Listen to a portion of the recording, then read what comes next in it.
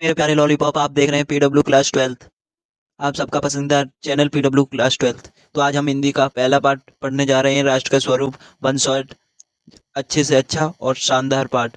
सबसे पहला, राष्ट्र का स्वरूप। इसमें हमें 3 तत्व देखने को मिलते हैं: भूमि, जन और संस्कृत। 3 विषय पर वासुदेव शरण अग्रवाल जी ने चर्चा की। तो अभी इनका जीवन परिचय देखते हैं। लेखक परिचय एक दृष्टि में देख लेते हैं हम। नाम: डॉक्टर वासुदेव शरण अग्रवाल।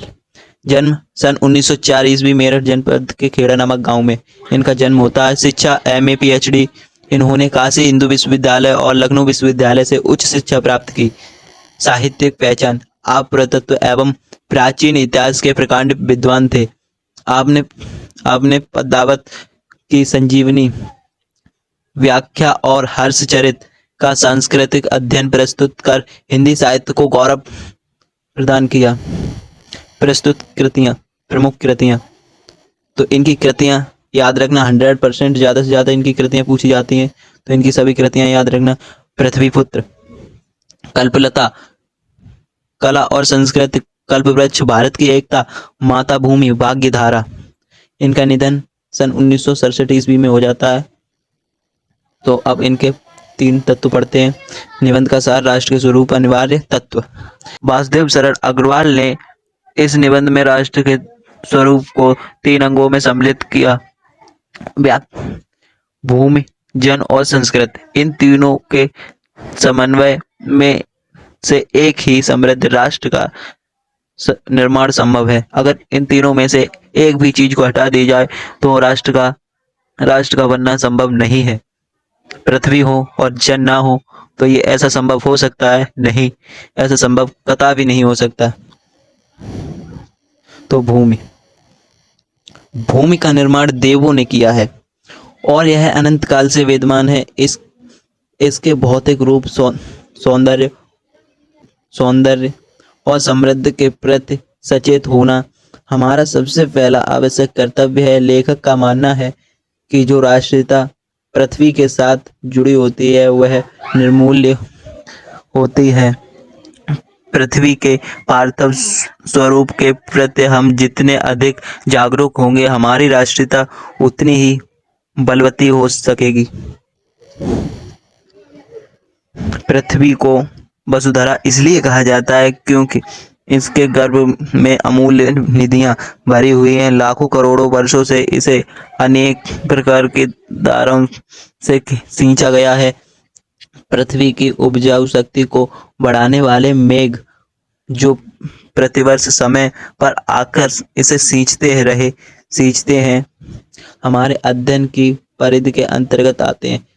इस पाठ में यह सिखाया गया है कि पृथ्वी बहुत अमूल्य धन है जिसे लाखों करोड़ों धातुओं ने सींचा है।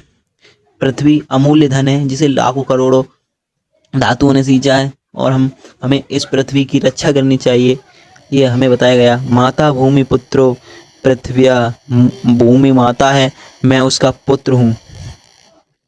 जन, राष्ट्र का दूसरा महत्वपूर्ण अंग। मातृभूमि पर निवास करने वाले मनुष्य पृथ्वी हो और उस पर मनुष्य ना हो तो राष्ट्र की कल्पना ही नहीं की जा सकती। पृथ्वी और जन दोनों के सम्मिलन से ही राष्ट्र का स्वरूप संपादित होता है। जन के कारण ही पृथ्वी मातृभूमि की संज्ञा प्राप्त करती है। जन का प्रवाह अनंत होता है। इतिहास के अनेक उतार चढ़ाव पार करने के बाद भी राष्ट्र के निवासी नई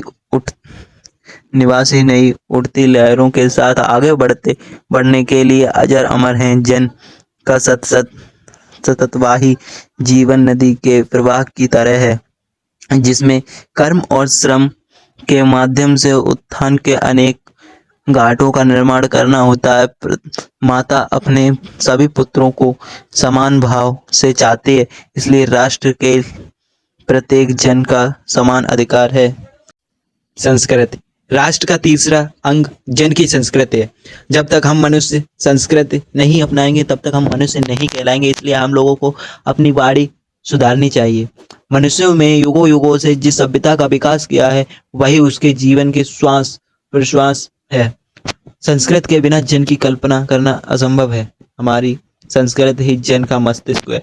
यानी कि हमारी जैसे कि भाषा हिंदी है, वैसे ही हर देश की भाषा अलग अलग होती है, यही संस्कृत कहलाती है। और हम लोगों की सभ्यता जिसे भी हम संस्कृत कहते हैं, साहित्य, कला, नृत्य, गीत और आमोद प्रमोद के माध्यम से राष्ट्रीय जन अपने हृदय के भावों को प्रकट करते हैं। आत्मा का जो आत्मा का जो विश्वव्यापी आनंद भाव है वह इस इन विविध रूपों में साकार होता है।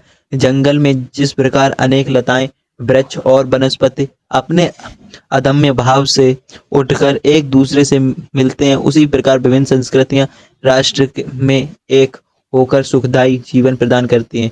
यही हमें लेखक समझाना चाहते हैं कि राष्ट्र का स्वरूप चैप्टर में ये समझाना चाहते हैं लेखक कि हमारे जीवन में भूमि, जन और संस्कृत के बिना हमारा राष्ट्र की कल्पना करना व्यर्थ है।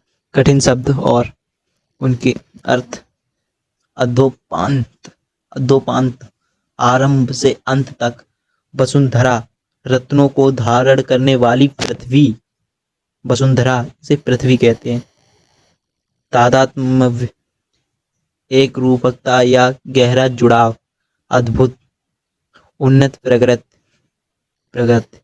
नित्य, सदैव या हमेशा, पार्थिव, पृथ्वी से संबंधित, सततवाही, लगातार बहने वाला, परिधि, सीमा या दायरा। महत्वपूर्ण प्रश्न, राष्ट्र का तीसरा अंग क्या है? राष्ट्र का तीसरा अंग जन की संस्कृति है। वसुधरा किसे कहते हैं और क्यों? पृथ्वी को वसुधरा कहते हैं क्योंकि इसके गर्भ में अमूल्य रत्न और निधियां भरी हुई है। राष्ट्र की उन्नति के लिए क्या आवश्यक है? राष्ट्र की उन्नति के लिए भूमि, जन और संस्कृत समन्वय एवं विकास आवश्यक है। तो आई होप कि आप सभी लोगों को मेरी क्लास अच्छी लगी होगी। तो क्लास अच्छी लगी हो तो एक लाइक और सब्सक्राइब जरूर करना। अगर आप लोग नए हो तो सब्सक्राइब करना। जय हिंद, जय भारत।